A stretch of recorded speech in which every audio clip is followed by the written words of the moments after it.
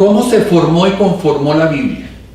Este tema es bien interesante porque pues nosotros, ustedes y todos nosotros somos muy estudiosos de la Biblia, nos gusta compartir la Biblia, aprender de la Biblia y de todo. Y cuando estamos ante el esposo, el amigo, el vecino y todo, que ahí nos vamos a encontrar de todos los niveles de ateísmo, agnosticismo, catolicismo, gente también conozco muchísimos esposos que son unos hombres santos y unos hombres, pero estoy hablando de aquellos que no lo son tantos, de esos que a veces ustedes conocen y de pronto están en sus mismas casas. Y uno quisiera hablarles de la Biblia, ¿cierto? Uno quisiera decir, mire, es que en la Biblia dice, en la Biblia está escrito, o sea, uno quiere como argumentar y convencer con la Biblia. Pero acuérdense que para muchos de ellos la Biblia, eso es un cuento de hadas, pero si eso lo escribieron los hombres, a mí quién me prueba que eso es palabra de Dios, ¿cierto? Lo cuestionan y nosotros mismos no sabemos realmente cómo, el origen, de dónde sale y de todo. Entonces por eso me parece tan importante que tengamos un poco claro el tema de la formación y conformación de la Biblia.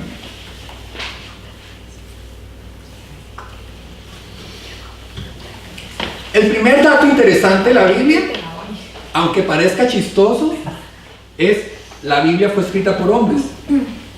Y yo les digo eso porque miren, cuando yo estaba en estos caminares, en estas convenciones, yo estaba en eso, tratando de convencer a gente, amigos, familia y todo, con que es que la Biblia, el primer argumento que me decían, pues es que eso está escrito por los hombres, eso lo escribieron los hombres. Y yo me quedaba como aburrido y decía, pues ¿será que le digo? Pues sí, lo escribieron los hombres, ¿cierto? Hasta que un día le dije a una persona, oiga, y si yo le dijera a usted que, porque sí, yo le decía, no, pues que miren, la Biblia dice no sé qué, me decía, sí, pero es que la escribieron los hombres. Entonces yo ya, como había preparado un poquito, yo ya en ese tiempo, y en ese tema ya tantas discusiones, que era lo que me motivó a escribir este libro, como, oiga, ¿de dónde saco cosas? Le dije, oiga, y si yo le dijera a usted que la Biblia la escribió un mico, usted sí le daría más credibilidad, porque bueno, los hombres no le da credibilidad, entonces, listo, los hombres tachados.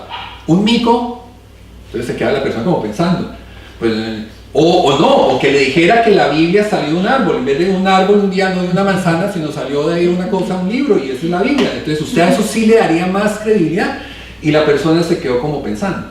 Entonces, no les dé miedo, lo digo por mí, de pronto usted no le ha pagado, pero por mí no les dé miedo decir, sí, fue escrita por hombre, entonces ¿quién más hubiera querido usted que le hubiera escrito? Entonces si le digo que la trajo un ángel y la puso ahí en la mitad de la ONU, en la Casa Blanca, estaremos cuestionando dónde está el ángel, y a mí quién me prueba que fue un ángel, yo nunca vi el ángel, y no hay ninguna filmación del ángel, y todo.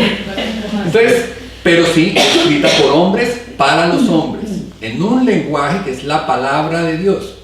Pero esa palabra de Dios no es que sea una entrada en el diccionario, que yo encuentro allá en el diccionario un significado de las palabras.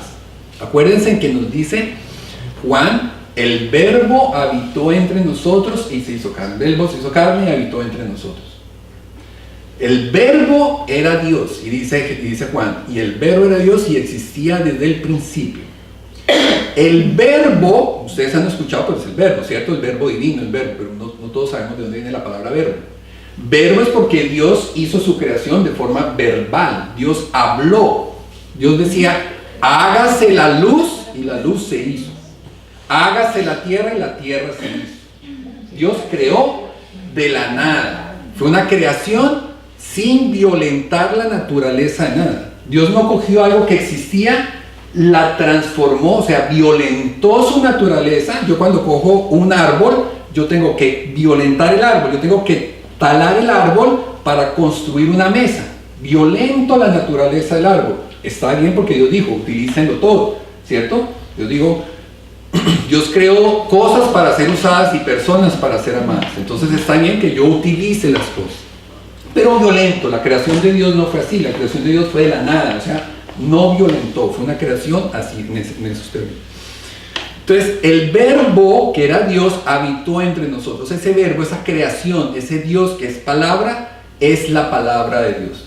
Así como tiene una connotación humana, tan humana como divina. Esa es la palabra de Dios. Nosotros en Occidente veneramos el cuerpo de Cristo. Cuando ustedes van al Santísimo Sacramento, en la iglesia el Santísimo, encuentran ese sacramento, ¿cierto? La hostia consagrada. En Oriente no, ahí usted no va a encontrar la hostia consagrada, va a encontrar una Biblia. Miren, lo importante que es la palabra de Dios. Nosotros no le damos esa importancia, ese respeto.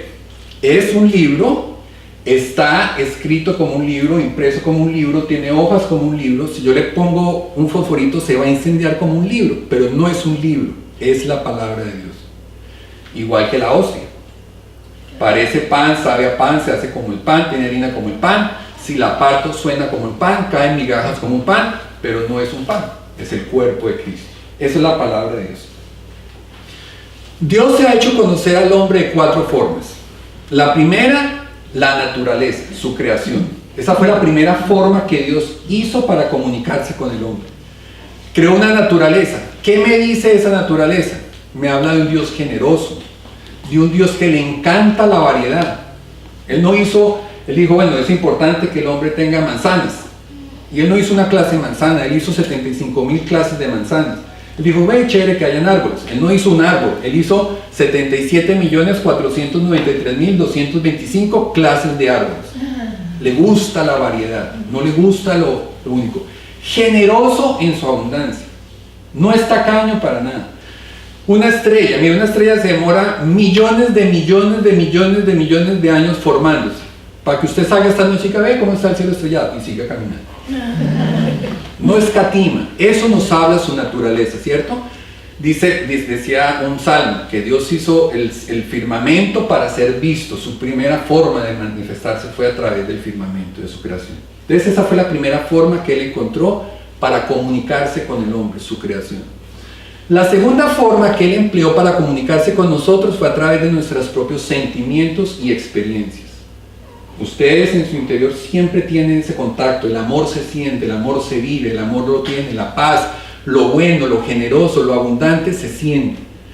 Tristezas y debate las tenemos también, son nuestros sentimientos, porque Jesús también padeció una cruz, formamos parte de todas esas cosas. Somos creativos porque Dios crea, somos amorosos porque Dios nos da amor. Entonces la segunda forma en que Él se comunica es a través de nuestras experiencias y de nuestros sentimientos. Cuando uno comparte con un hermano, con una amiga, con un familiar, ese amor que uno siente es una cosa que uno no quiere romper, que uno quiere quedarse ahí abrazado de por vida, ¿cierto? Ese amor que se siente. Esa es otra forma de Dios comunicarse con nosotros. La tercera forma fue a través de unas personas especiales que Él se le reveló a ellas, que lo conocemos como los profetas. A través de los profetas, Dios habló. Profeta, yo estoy seguro que para la mayoría de ustedes, si yo les digo qué quiere decir profeta, el primer significado que a ustedes se les viene a la mente es profecía, profetizar, ver el futuro. Pero ese no es el significado más importante. El significado más importante de profeta es el que llama a la conversión. Los profetas eran los llamados a pedirle al pueblo, conviértase de por Dios, cambiemos de por Dios. Ese Juan, un gran profeta, Juan. Por favor, enderezcan sus caminos, enderezcan los senderos, conviértanse. Esa era la labor del profeta. Y Dios tuvo con ellos una comunicación especial, una inspiración, y puso a ellos, a los profetas, en su lenguaje, en los términos en que la gente de aquella época podía entenderlos, les puso a que escribieran las cosas que Dios les comunicaba. En los términos y palabras de aquella época, en el lenguaje de cada uno de aquella época. Y cuarto, se comunicó a través de su Hijo. Nos envió a su Hijo para que nos hablara de Él. Estas dos últimas formas de comunicación, los profetas y Jesús, es lo que recopila la Biblia. Esa es lo que nos tiene la Biblia. ¿Cómo se forma el Antiguo Testamento? El Antiguo Testamento, desde la época de Abraham no conoció una escritura fija, porque Abraham fue un pueblo, una comunidad nómada. Ellos no tuvieron una escritura, pero sí tuvieron una tradición oral que se fue pasando de generación en generación. Todas las historias del arca de Noé, de la torre de Babel, de la creación, de todas esas historias que fueron llegando hasta Abraham, fue del arca de la alianza, todo eso del arca de Noé, fueron a través de una tradición oral. No le tengan miedo a justificar la tradición oral. En sus familias estoy seguro que ustedes saben las historias de sus bisabuelos. Pues aquí hay cubanos, ¿alguien de aquí es de Cuba? Yo tengo muchos amigos cubanos y me llama mucho la atención ellos que se saben, el pueblo cubano es un pueblo muy de familia. A mí me encanta eso de ellos, son de familia y ellos se comparten lo más que pueden con el abuelo, y si el bisabuelo estaba vivo también lo meten todo y cuentan las historias de su bisabuelo y de todo, y eso no ha sido escrito, ninguno de ellos ha sido así tan famoso para poner un libro, una biografía. Ha sido precisamente a través de tradiciones orales. Muchos indios no tienen la escritura y durante generaciones y miles de años han transmitido su cultura, sus recetas, sus remedios caseros. Los remedios caseros que ustedes, los famosos que dicen los remedios de la abuelita, esos remedios se los contó la abuelita que se los contó la abuelita y no está escrito en ningún lado. Eso ha sido pura tradición oral. La fuerza de la tradición oral es importantísima. Entonces esas historias se van contando a Abraham las va pasando a través de Isaac a Jacob a sus 12 tribus, y sus 12 tribus pues eso sigue esa tradición. Hasta llegar a Moisés. Moisés fue una persona estudiada. Moisés, acuérdense que es criado por el faraón, o sea, Moisés sabía leer, escribir, era estudiado, era estudioso, era una persona letrada. ¿Ah? Letrada. Era una persona letrada, era una persona culta, totalmente culta, criado con el faraón, nada menos. Moisés empieza a poner por escrito todas esas historias que hasta él le habían llegado, y así es como escribe Moisés sus 5 libros, el famoso la Torá. Los 5 primeros libros los empieza a escribir. Esa tradición que Moisés pone, que empieza Moisés, esa tradición siguió con Saúl, con Aarón, el hermano, con todos ellos va siguiendo esa tradición, y muchos a partir de ahí se empiezan a recoger esos escritos. Esos escritos se van conservando, porque esos escritos forman parte de su pueblo. El Evangelio de Mateo y el Evangelio de Lucas nos cuentan la genealogía de Jesús, una arranca desde Adán. ¿Cómo hacen ustedes para llevar un registro de toda esa generación? Porque el pueblo judío le gustó conservar por escrito las cosas. Entonces el pueblo judío empieza a conservar todo eso. ¿Cómo sabemos que lo que dice ahí que lo escribió Moisés, sí lo escribió Moisés? Jesús lo dijo. Acuérdense que Jesús, hay un pasaje que dice: ¿no han leído ustedes lo que dice Moisés en la zarza ardiente? ¿No han leído ustedes lo que dijo Moisés del matrimonio? ¿Se acuerdan de eso que está en el matrimonio? ¿De dónde lo está sacando Jesús? Pues de los libros que en esa época él conoció. Eso nos demuestra Jesús, cuando Jesús tuvo el diálogo con Satanás. ¿Se acuerdan en la tentación en el desierto, que tienen ese diálogo que Jesús le responde citando citas bíblicas?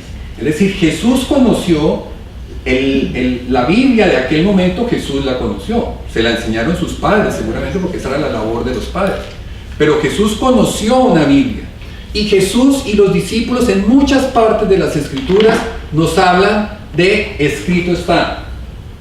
Dice, cierto, escrito está. Dice, bueno, acá les menciono otras veces.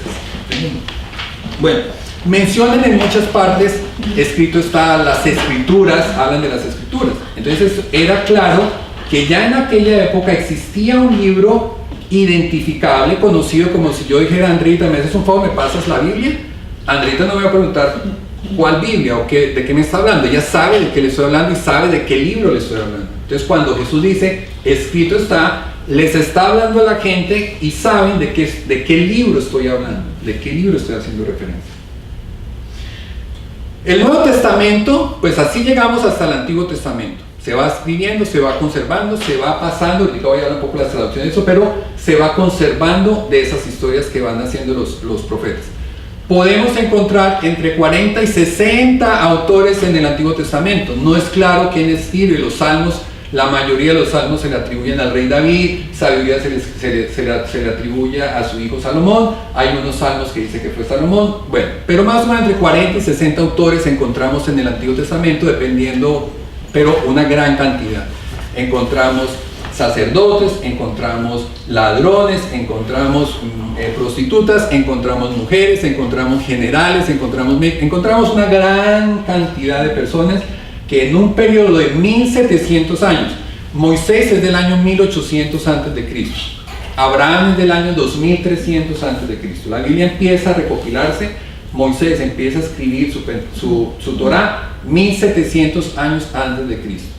Y seguimos avanzando hasta el libro del profeta Malaquías, que es el último que entra a la Biblia, el último de los profetas, que es el año 400 antes de Cristo. Entonces tenemos un periodo de 1300 años en donde se va escribiendo y se recopilando todas esas escrituras. El Nuevo Testamento, los discípulos, las primero que se escriben no son los evangelios, son una carta de Pablo, pero empiezan las iglesias. Al comienzo pues ellos se reunían y contaban y leían y narraban las historias de Jesús. Eso era lo normal en aquella época. Pero como eso se va extendiendo, los apóstoles ya se les hacía imposible estar presentes aquí y allá y allá y allá. Entonces los apóstoles se dan cuenta que tienen que poner por escrito y empezar a comunicárselo a otras partes. En Colosenses, por ejemplo, miren lo que dice Pablo, dice: una vez que se les haya leído a ustedes esta carta, que sea leída también en la iglesia de la Odisea, y ustedes lean la carta dirigida a esa iglesia. O sea, ya por favor manden y que vayan leyendo y sáquenle copia y manden y vayan leyendo y vayan sacándole copia. ¿En qué idiomas está escrita la Biblia? La Biblia está básicamente, el Antiguo Testamento está escrito en arameo y hebreo. Y el Nuevo Testamento básicamente en griego. Esos fueron los idiomas originales en que se escribieron la Biblia.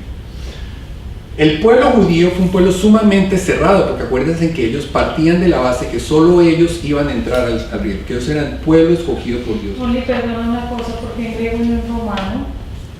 Porque el romano viene después, el romano viene en el año 400, cuando San Jerónimo la traduce por primera vez al latín.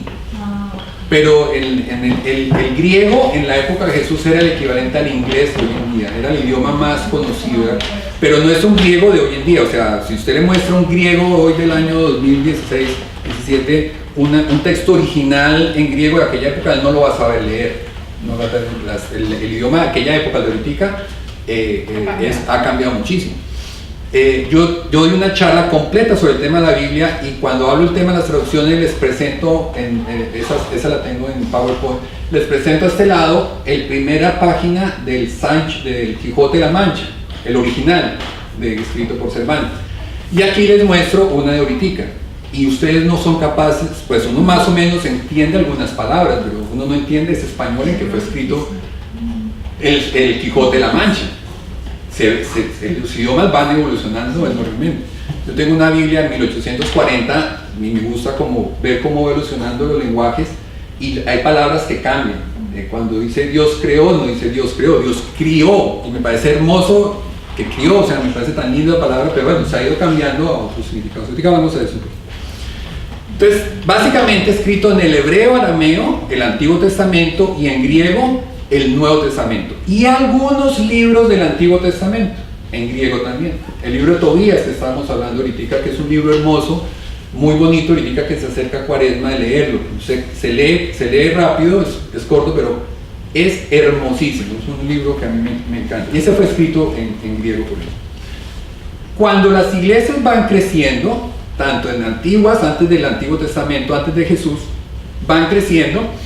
Una de las grandes diásporas del pueblo judío fue cuando Babilonia vuelve y captura. El pueblo judío ha estado bajo esclavitud. Una de esas fue con los babilonios. Nabucodonosor III, en el año 570 a.C., captura los judíos. Viene la destrucción del templo que había construido Salomón, lo destruye, lo derrumba y se lo lleva a Babilonia. Y allá duran 70 años allá, que es la época del profeta Jeremías. Si ustedes leen el profeta Jeremías, él cuenta todo el drama del pueblo judío esclavizado por ellos. Y ahí el idioma se va perdiendo, porque no lo necesitan. Ellos usaban otro idioma, el del sirio, el asirio. Eran los asirios, usaban otro idioma, no era el hebreo. Entonces, con el tiempo se empezó a hacer necesario la traducción de la Biblia. La primera traducción más importante que encontramos del hebreo al arameo es la que pasa en el año 200 a.C., cuando el faraón Ptolomeo II ordena la traducción de la Biblia original hebrea al griego. Para esa labor encomienda 70 personas, y por eso se llama la Septuaginta. Él la quería para su famosa biblioteca de Alejandría. ¿Ustedes se acuerdan de la famosa biblioteca de Alejandría? Entonces, Ptolomeo II ordena una traducción y obtenemos una traducción al griego. Es la primera traducción importante que se da. Eso es 200 años antes de Cristo. Ahí está todo el Antiguo Testamento y encontramos los ejemplares en los rollos del Mar Muerto, que ustedes han escuchado de pronto los famosos rollos del Mar Muerto. Ahí encontramos fragmentos de la Septuaginta, de la traducción griega de la Septuaginta. Y la segunda traducción más importante es la de Jerónimo, San Jerónimo, en el 396 después de Cristo, cuando traduce del griego al latín. Y a esta se llama la Vulgata Latina, o la Latina o la Vulgata, como lo conocemos hoy en día. De esa traducción de la Vulgata es donde empiezan luego a traducirse a otros idiomas. Pasa de ahí la del español, inglés y bueno, muchas traducciones, pero la fuente principal es esa Vulgata Latina. ¿De qué fuentes se sacan esos libros? ¿Cómo sabemos que este papiro que llega aquí, un día hacen un hueco allá en Egipto o en Siria y sacan, o como los rollos del Mar Muerto, encuentran un pocotón de rollos, encuentran un pocotón de papiros? ¿Cómo sé yo que esos papiros sí corresponden a la palabra de Dios? ¿Cómo sabemos que no con el tiempo de copiar y de copiar y de copiar? No había fotocopiadoras en aquella época, no había facsímil, no había nada de eso. ¿Cómo sabemos que esa sí es esa misma versión de la palabra?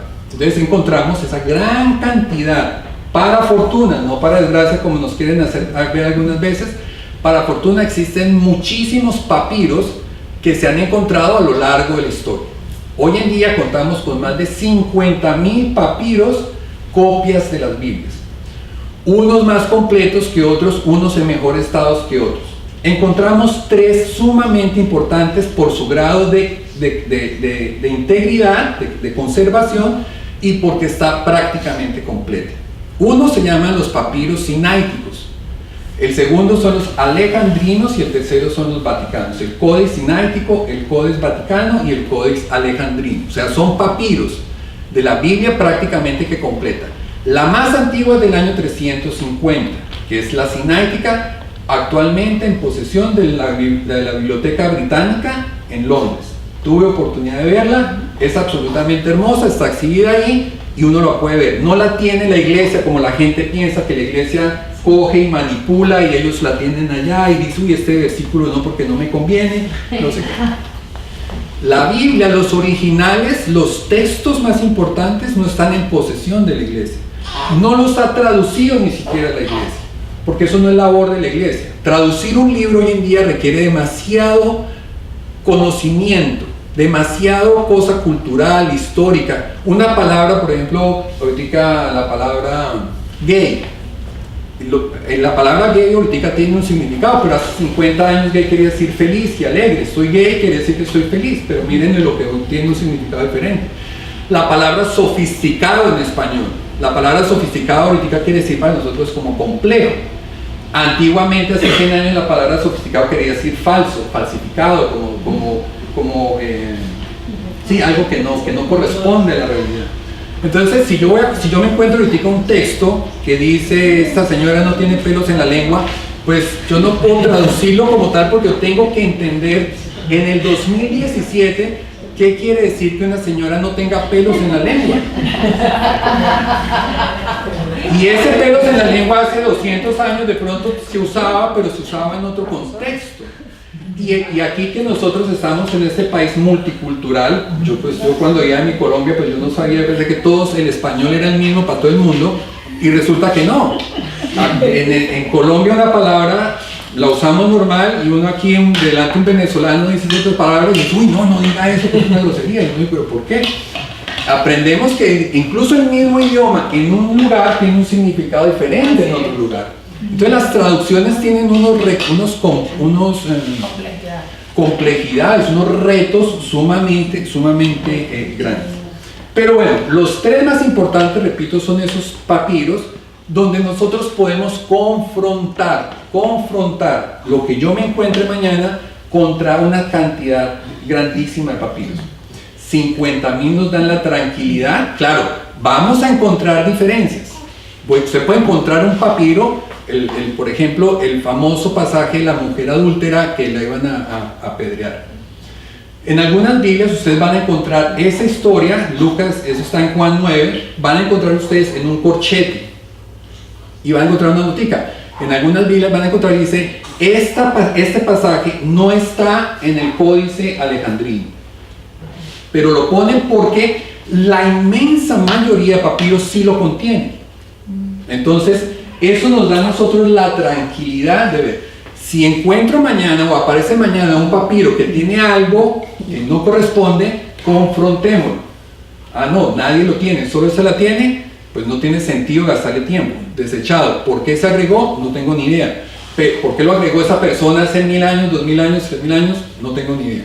Pero lo importante es que no corresponde con lo que la inmensa mayoría de papiros tienen.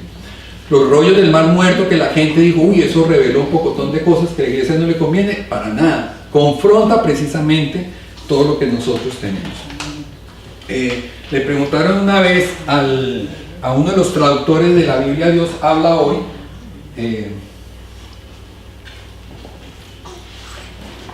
que hay otros sí la Biblia Dios habla hoy, él no es ni de la iglesia. Los traductores bíblicos son simplemente gente que estudia, son historiadores, lingüistas, pero no hay, de pronto hay un sacerdote, pero porque esa es su pasión, pero no porque la iglesia quiera tener una traducción. Ya tiene la Biblia, la Vulgata Latina, que la tiene, que es de donde se derivan todas las iglesias. Pero le preguntaban a este señor, bueno, si todas las traducciones son palabra de Dios, ¿cómo sabemos cuál es la verdadera palabra de Dios? Porque hay muchas traducciones. Y él decía, todas a la vez y ninguna en particular. Toda traducción es susceptible de ser mejorada. Existen muchas formas de traducir la Biblia. Hay algunas Biblias que han sido traducidas muy literalmente. Hay otras que tienen un poco de forma, el traductor utiliza un formato más libre.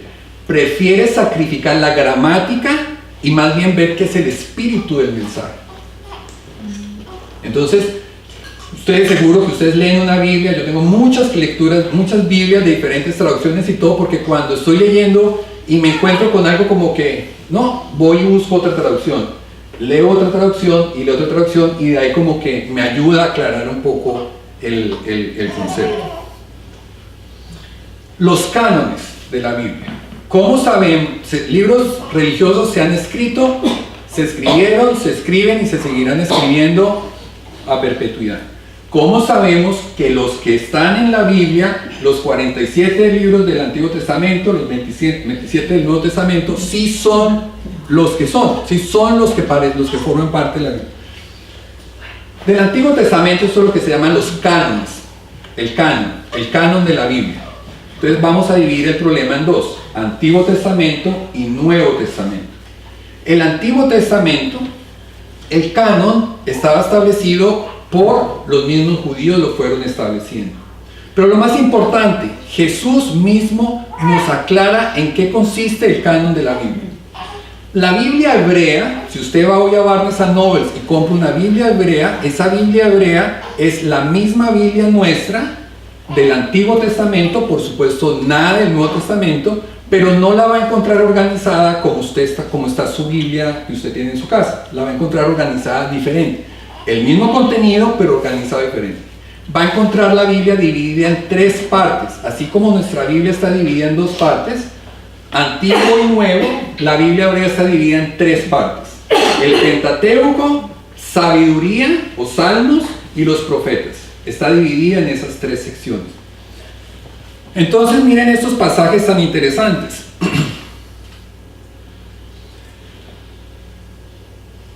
Le dieron un pedazo de pescado asado y él lo aceptó y lo comió en su presencia.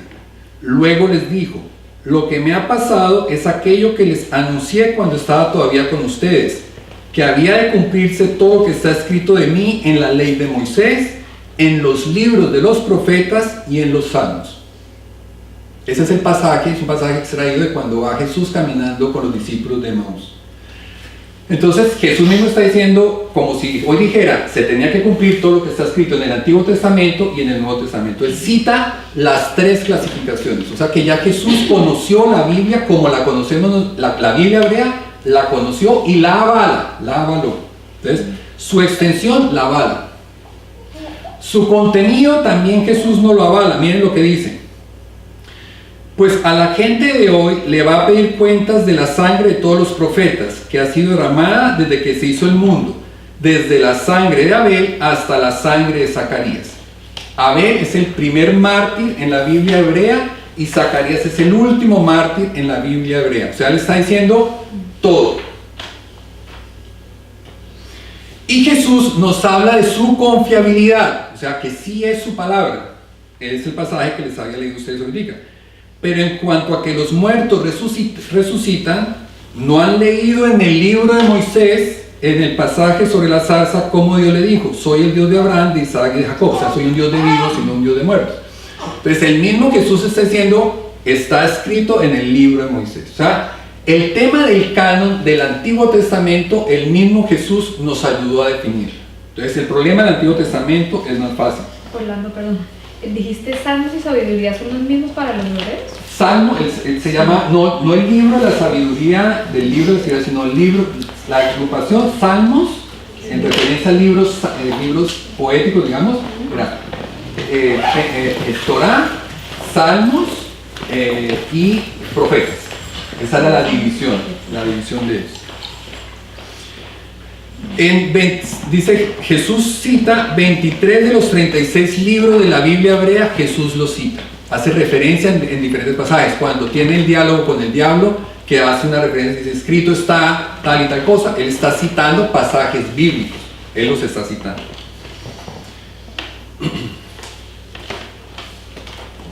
Entonces, el tema del Antiguo Testamento era, Jesús mismo nos lo avala. Ahora vámonos al tema del canon del Nuevo Testamento. Después de que Jesús muere, se empiezan a escribir muchos libros, muchas cartas. ¿Cuáles saber que van a quedar incluidas en la Biblia o no? Vamos a ver cómo se hicieron.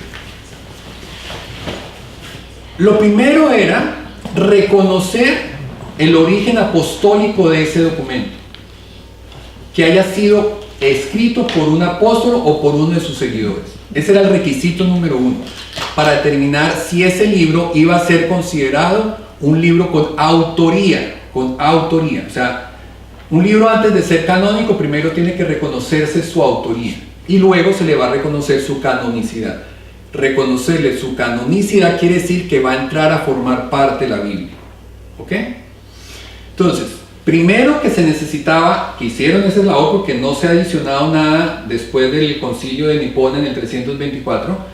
Desde ese momento se hicieron las grandes cantidades de documentos que hablaban de la vida de Jesús, tenía que provenir de uno de sus apóstoles o de alguno de sus discípulos. Segundo requisito que ellos impusieron, tenía que ser leída en las iglesias más importantes de la época, es decir, que el pueblo estuviera familiarizado con ellos, que fuera reconocido por el pueblo. El pueblo siempre fue el que se encargó de mantener fidedigna esa palabra de Dios. En otro tema yo pongo el ejemplo de la Caperucita Roja. La Caperucita Roja es un cuento que todos ustedes conocen. Bueno, aquí que hay muchas mamás. Yo cuando veo esta charla con hombres, pues me sale mejor. Pero el cuento de la Caperucita todos no lo sabemos. Y yo le pregunto a la gente, levánteme la mano, ¿cuántos lo han leído con sus ojos? Y no todo el mundo levanta la mano. ¿Por qué? Porque se lo sabe como se lo contaron. Ese es un libro que viene del año 1600 y pico. Luego lo recogen los hermanos Grimm en el 1800 y pico, en ese famoso libro de los cuentos de la Mamá Ganso. Ese libro de los cuentos de la Mamá Ganso de los hermanos Grimm es donde recopilan todos esos cuentos con final feliz. Entonces ellos cogen la cuenta de Caperucita Roja y le adaptan el final de cuento de final feliz. Pero eso es un cuento que viene del año 1600 de la tradición alemana. ¿Por qué hoy en el 2017 seguimos conociendo la historia de Caperucita Roja sin alteración? Porque la gente ha preservado el mensaje. Yo les puedo contar a ustedes aquel cuento de la Caperucita Roja y les puedo decir a ustedes, y es que Caperucita iba en el bosque y estaba un sol precioso y los pajaritos cantaban, ustedes se quedan callados. Y yo digo, y de pronto sale una tortuga y le dice, hermana Caperucita, ¿para dónde vas? Ustedes me dicen, no, ¿cómo que una tortuga? Una tortuga, si la historia es con un lobo. Ok, la esencia de la historia, ustedes se van a encargar de mantenerla fidedigna. Ustedes no van a dejar que esa historia, la esencia, se modifique. Que yo diga que estaban los pajaritos, que había una ardilla comiendo nueces al lado, ustedes eso no le van a dar importancia, eso no tiene importancia. Pero la importancia de la historia se va a conservar y se va a mantener. Eso hizo la comunidad de aquella época. Los escritos que se dijeron mantenían esa fidelidad de la gente fue el garante de esas historias. Por eso el segundo requisito, que fuera un libro reconocido por la inmensa mayoría, que se leyera en las iglesias más importantes de aquella época. Tercero, que fuera coherente. No podía ser un libro que hablara de algo que no era coherente con lo que ellos sabían, con lo que ellos habían visto. Muchos de los libros apócrifos, algunos de los libros apócrifos nos cuentan de Jesús matando pajaritos para luego resucitarlos.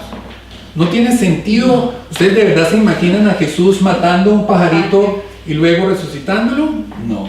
Otro de los evangelios apócrifos cuenta que Jesús estaba haciendo un lago en la tierra, un charco de agua, y pasó un niño, se le destruyó y él lo mató. Entonces luego lo resucita, pero para darle una lección. Entonces son cosas que no son coherentes con el Jesús que nosotros conocemos. Aquí en el libro ustedes pueden encontrar un capítulo que habla de los libros apócrifos y se pueden leer, y hay libros apócrifos que les recomiendo. El Evangelio según María es un libro absolutamente hermoso. No está en la Biblia, no forma parte de la Biblia, pero es un evangelio lindo porque cuenta la versión de María Mujer, del padre Santiago Martín, creo que ustedes los conocen. Es un libro sumamente bello porque nos cuenta esa visión de mujer. O sea, a mí me encantó porque me ayudó a reflexionar mucho y ponerme en los pantalones de María, en los zapatos de María. De ver a María cómo sufría, cómo debatía a su hijo, sus cosas. Pues sí, yo sé que es el Hijo de Dios, ella mejor que nadie sabía que era el Hijo de Dios, pero había cosas que eran difíciles de entender. Era su hijo también, era una mujer también. Entonces, pero hay muchos libros. Yo leí el libro, ese está en uno de los escritos. Eso es un evangelio apócrifo porque no pertenece a la Biblia, o sea, pero no reclama autoridad, Realmente no se considera un libro apócrifo como tal. El libro se llama el Evangelio Apócrifo de María, el que escribe, el que traduce el padre Santiago Martín, pero no reclama autoridad. Al no reclamar autoridad, simplemente está escribiendo algo bonito, algo histórico, algo de la vida de él. Y por último, la ortodoxia, o sea, que fuera coherente y ortodoxo, que no fuera a entrar a introducir una enseñanza contraria a nuestra Iglesia Católica, que no fuera a introducir nada de ese estilo. Entonces, esos 4 requisitos fueron los que fueron tomados en cuenta para decir cuáles libros entran a formar parte del Nuevo Testamento y cuáles no.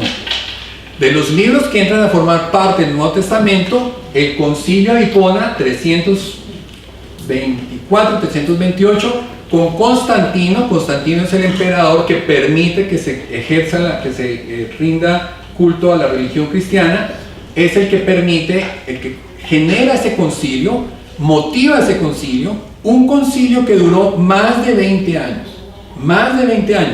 Miren lo importante este detalle. La iglesia, todo lo de la iglesia es discernida, debatida, consultada, toma tiempo. Martín Lutero en un fin de semana determinó cuál iba a ser la Biblia luterana. La Biblia católica duró 20 años de discernimiento. El Concilio de Hipona comienza en el 320 y no sé qué, termina en el 340 y pico. Porque toda la iglesia es discernido, toma tiempo, escuchan, no toman nada cosas a la ligera. Es una cosa bella de nuestra iglesia, que tiene nuestra iglesia.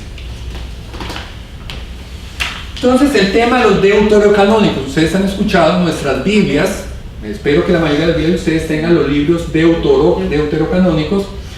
Cuando Lutero, que les digo, fin de semana, el hombre se vaya a su casa y dice, este no. ¿Por qué? Porque hay unos libros que se escribieron en griego, que te decía el libro de Tobías, el libro de Judith, que fue escrito por una mujer, el libro de Macabeos, que nos cuenta todo lo del Arca de la Alianza. Esos libros hablan de la doctrina del purgatorio.